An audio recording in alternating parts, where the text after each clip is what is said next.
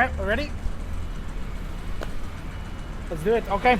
Bonjour mon ami. Je suis un canard. Et coccinelle.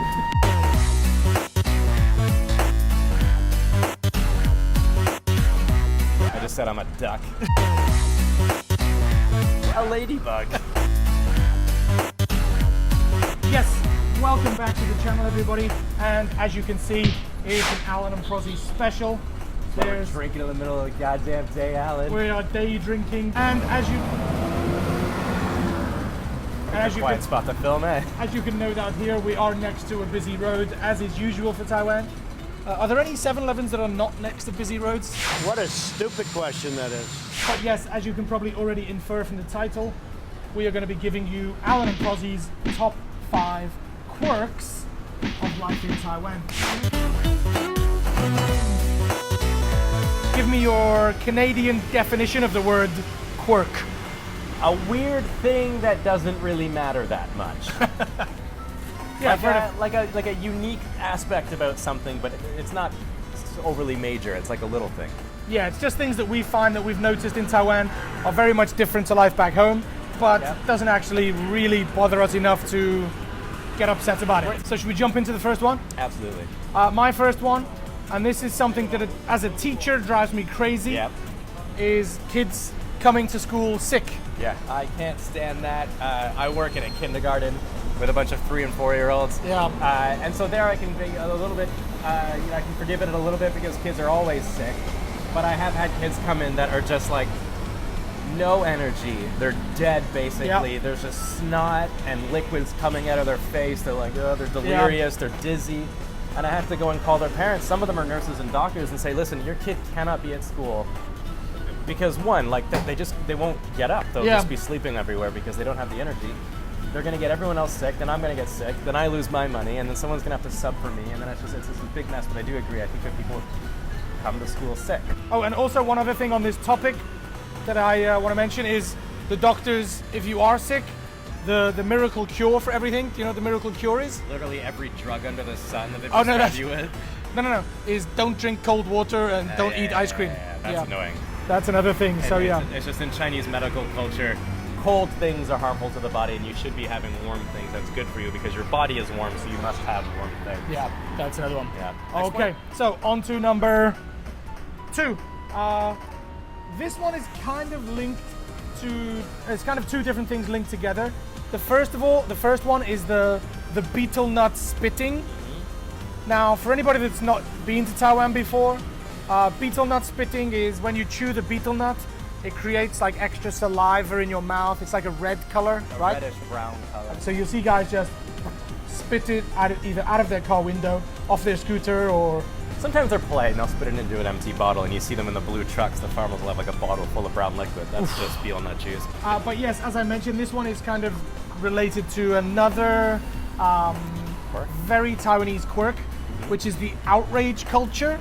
Now, the link I've made is the banana skin guy, the foreigner that threw the banana skin or apple core out of his window and got like abused. And because he was a foreigner, he got like vilified and had to make a public apology. But these betel nut cups that the blue truck drivers have or the taxi drivers have, they just whip them out the window. Like no questions about it. So just because somebody on the internet was outraged by this foreigner throwing a banana skin out of the window, everyone kind of jumped on board and felt they also had to be outraged. Right. I will say, just to jump from that as well, another aspect to it is you're saying, you just pointed out, what I think we can all agree is not a good behavior. Yeah. Tossing your plastic cup with your betel nut spitted onto the street. That's a universally, I'm sure we can all agree that's a bad behavior. However, they will also, in self-defense, as this is especially true in China as well, justify that bad behavior as well. Like if you went to a Taiwanese person and you said, but they do this and it's bad, they'd be like, yeah, but you know, uneducated, blah, blah, there'll be excuses they won't typically admit. So yeah, that's sounding a lot like complaints now, aren't they? Number 3, now this one, I'm not too sure if Prozzie's going to agree with me on this one. I just don't know. There's no small talk. No, I don't think that's true. I think there's small talk. I don't know. So how about your like co-workers in school? Would they chat with you about their families, their daily life, their weekend? Yeah. Well, I think it's a bit different because a lot of my coworkers, their kids are in the school, so I know their kids. Okay. Maybe if I didn't know the kids, it'd be a little bit different, but I think there's definitely small talk. However, I think the smart thing to do here was to pass the question off to you guys. If you live in Taiwan, if you are Taiwanese, what's your opinion? I smell like fucking Phil DeFranco right now. Sup, you beautiful bastard. What's your opinion on small talk in Taiwan? Is it a thing? Because I think it doesn't exist. When I worked in England, I knew like all of my coworkers. I knew if they had brothers or sisters. I knew if they lived with their boyfriend or their girlfriend. Like I knew their situation, and I'd happily say to them like, "What did you do the weekend? Where did you go? But I feel like in Taiwan, I ask my coworkers, "What did you do the weekend?" They're like, who the fuck are you to ask me? Yeah, why do you want to know? Like, are you checking up on me? Yeah. Like, okay, there's going to be a poll in this video. Do Taiwanese people enjoy small talk? Yes or no? Vote in the poll up to the top right. That's left, by the way. Yeah, but it's on the video. It'll be right. Vote up here as to whether or not you think Taiwanese people. 3 options: yes, no, and I really don't care. Move on.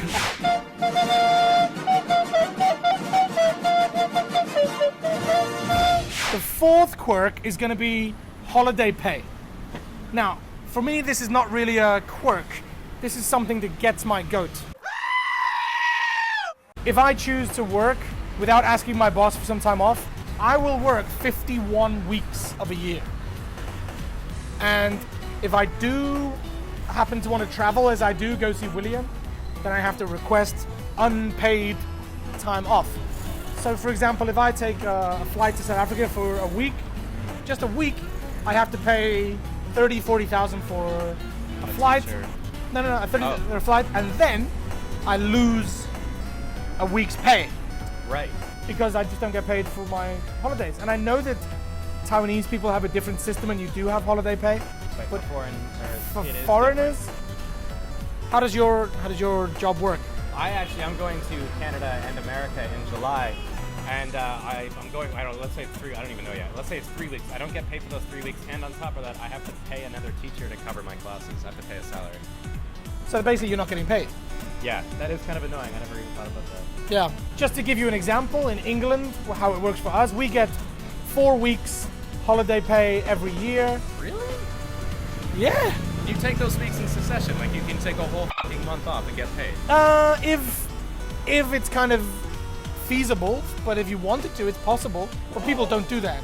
What people tend to do is take 2 weeks in the summer, a week at Christmas, and then a week wherever else they like. And you don't lose any money. You don't get that? I think America is the worst holiday pay in the world, apparently. I am not Canadian. I don't have no idea.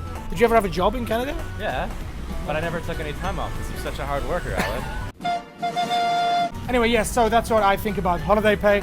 If you agree with me, drop a comment down below. And finally, on to quirk number 5 of being here in Taiwan, which links beautifully to Prozzie's video that we just filmed. Yeah. And you can go see it right up here.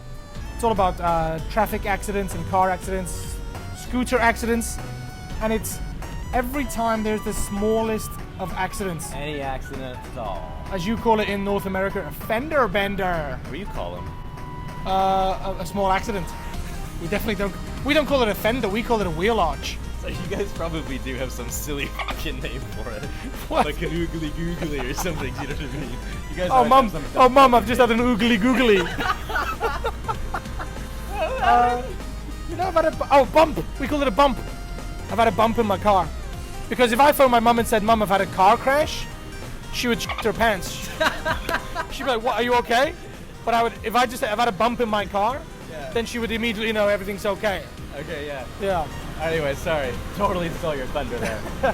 But yeah, I know that there's a reason for it and that it's all about insurance and who's to blame, but we get why it's there. It is just unbelievably annoying when it's 5 o'clock and you want to get home. Yeah. And 2 people have literally just given each other a little love tap. But I think in the West we move the cars off the road.